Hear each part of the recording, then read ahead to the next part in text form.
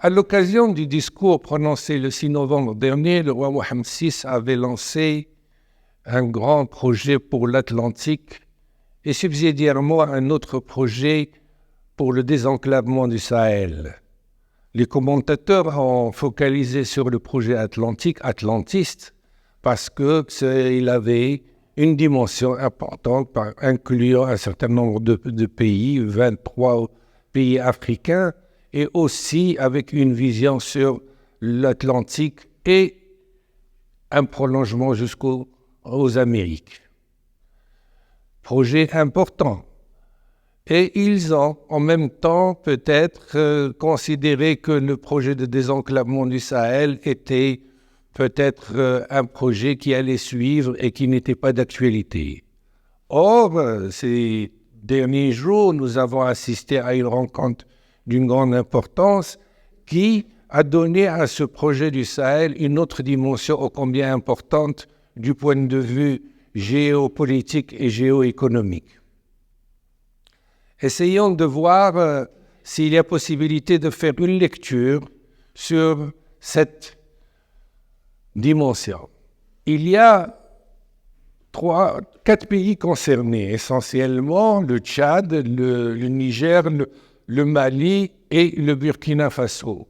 Ces 4 pays, disons-le franchement, sont considérés comme les pays qui sont un peu les oubliés du développement.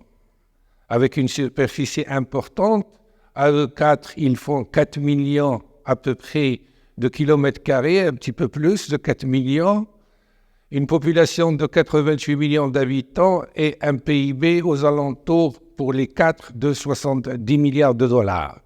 C'est des pays pauvres, une superficie importante, des pays enclavés bien sûr, ils ne sont pas touchés par une mer, ils sont entre un Maghreb qui voit vers le nord et un sud qui voit vers le golfe du Guinée. Que faire? D'autant plus qu'à 4, ils ont plus ou moins eu affaire à une présence française qui n'a pas été des plus généreuses. Et d'ailleurs, la fin plus ou moins, disons, inamicale de cette présence a démontré que finalement ces pays se sont rendus compte qu'ils n'avaient rien à tirer de la France. Est venue à point nommé la proposition marocaine de désenclavement. Et ici, il faut dire que tout le monde a été pris peut-être de court et par surprise que cette proposition du Maroc ait pu avoir autant d'adhésion spontanée et peut-être quelque part amicale de ces 4 pays, puisqu'ils ont acquiescé à cette proposition, ils se sont réunis à Marrakech et maintenant on parle même de la possibilité de créer des groupes de travail pour se pencher sur la faisabilité de la chose. Alors, le Maroc, il faut le dire, n'est pas une grande puissance économique, mais il a, pour reprendre une rengaine déjà ancienne, à défaut de moyens importants, il a des idées et il peut assurer un leadership à travers ses idées, sa crédibilité. Certes, sa présence dans ces pays n'est pas minime. Le ministre des Affaires étrangères, Nassar Bourita, l'a rappelé. Elle est multidimensionnelle, culturelle à travers les étudiants présents ici, la formation des imams, mais aussi économique à travers la présence directe ou indirecte de banques marocaines dans les 4 pays, ce qui permet de connaître de manière, disons, approfondie leur économie. Leur économie, je l'ai rappelé au début, n'est pas une économie extrêmement florissante, bien que ce sont des pays qui disposent de ressources naturelles, qui disposent aussi de potentiel important du point de vue économique. À titre de rappel, le Tchad est un pays qui dispose d'une superficie agricole utile de 30 millions d'hectares. Ce n'est pas rien. Certes, il y a la sécheresse, certes, il y a des difficultés, mais il y a aussi quelques ressources minières, du potentiel agricole et du potentiel dans d'autres secteurs. Que peut faire le Maroc? Ici, bien sûr, la déclinaison du projet marocain n'est pas encore détaillée, mais nous pouvons mener une petite réflexion ensemble à travers cette chronique sur les moyens que peut déployer le Maroc, qui est déjà présent, comme je l'ai dit, à travers des banques et une présence culturelle et économique. De quoi s'agit-il? Il s'agit de prendre 4 pays essentiellement, je l'ai dit, le Tchad, le Mali, le Burkina Faso et le Niger, qui voyaient leurs relations s'orienter vers plutôt le sud à travers les pays qui sont ou regardent vers le Golfe, qui considéraient qu'ils étaient pris en sandwich entre le Maghreb au nord et ces pays au sud.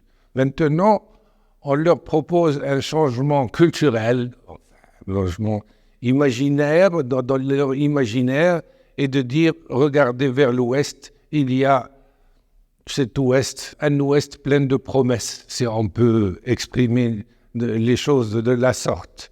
Plein de promesses, puisque le Maroc met à leur disposition, bien sûr, le port de Dakhla en cours de construction et qui sera finalisé dans les prochains mois, un projet économique et quelques idées bien travaillées et bien tournées. De quoi peut-on être porteur?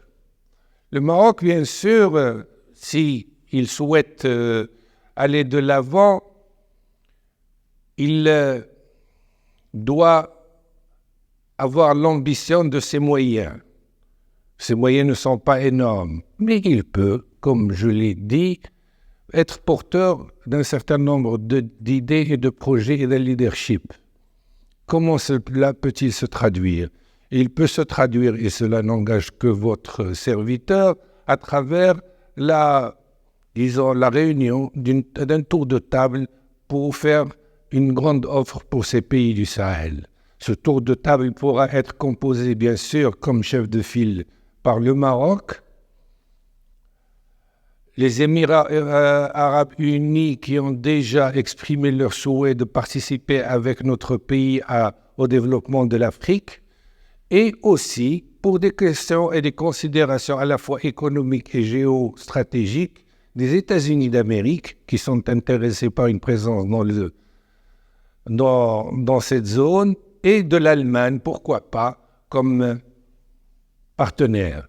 Bien sûr, le grand absent sera la France parce que ces pays refusent sa présence, et disons que ce tour de table avec comme chef de file le Maroc viendra suppléer à cette absence qui n'a pas brillé par ses résultats économiques, et justement ce tour de table devrait être porteur de projets économiques et de développement, de projets multiples dans le domaine des infrastructures, de valorisation des ressources, de projets pouvant donner à cette population, disons, des perspectives ou des ambitions nouvelles, et que telle est notre conviction, le Maroc, comme il a fait un travail exceptionnel dans ses provinces méridionales, pourra essayer de dupliquer, dans la mesure du possible, ce modèle dans les autres pays sahariens. Reste une inconnue qui semble maintenant peut-être aller dans le bon sens, c'est-à-dire la position de la Mauritanie. Nous avons toujours dit que la Mauritanie gagnerait beaucoup à s'allier au Maroc.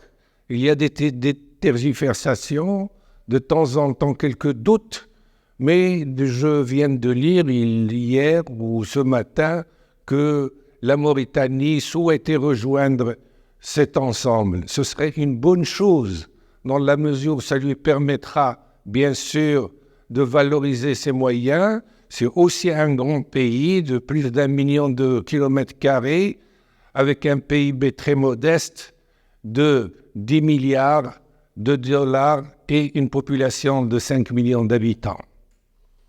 Bien sûr, la Mauritanie devrait voir ce qui s'est passé dans nos provinces méridionales. C'est l'invite que je lui ai faite à plusieurs reprises, enfin modestement, à plusieurs reprises, et de dire que comme quoi le Maroc est capable de belles réalisations.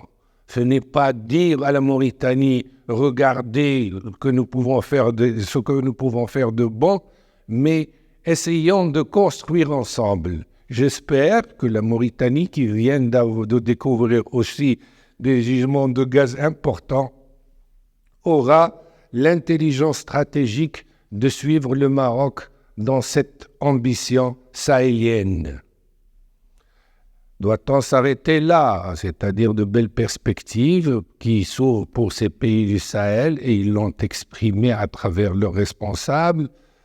Le leadership marocain, disons-le franchement, un leadership régional. Ceux qui faisaient la fine bouche quand il y a disons désormais quelques années, avancé l'idée que le Maroc avait les attributs d'une puissance régionale, devrait se raviser.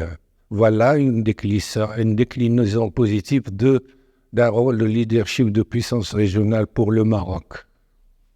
Nous n'allons pas fanfaronner, mais quand même, nous accusons pour l'histoire et nous prenons acte de ces avancées.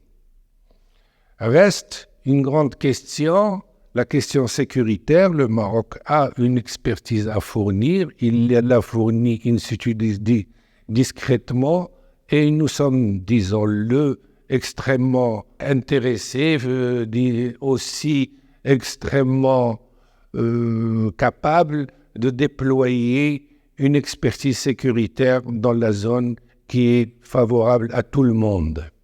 Dernière chose, et ce n'est pas par hasard, quid de la position algérienne dans cette affaire, dans la mesure où elle est concernée, qu'on le veuille ou non, puisqu'il s'agit de pays qui bordent son flanc sud. Il y a 2 jours, Seataf, le ministre des Affaires étrangères de l'Algérie, dans une déclaration, disons, assez étonnante, a relancé l'idée d'une réconciliation avec le Maroc. Est-ce lié à cela? Est-ce qu'ils ont pris acte des avancées du Maroc, de son dynamisme diplomatique, de ses capacités à s'en sortir de contraintes multiples? Je l'ignore. En tout cas, je pose la question, est-ce que dans cette dimension et à travers ces ambitions qui se développent dans le Sahel et la Mauritanie, est-ce que le Maghreb, dans sa configuration actuelle, est-ce qu'il est toujours d'actualité?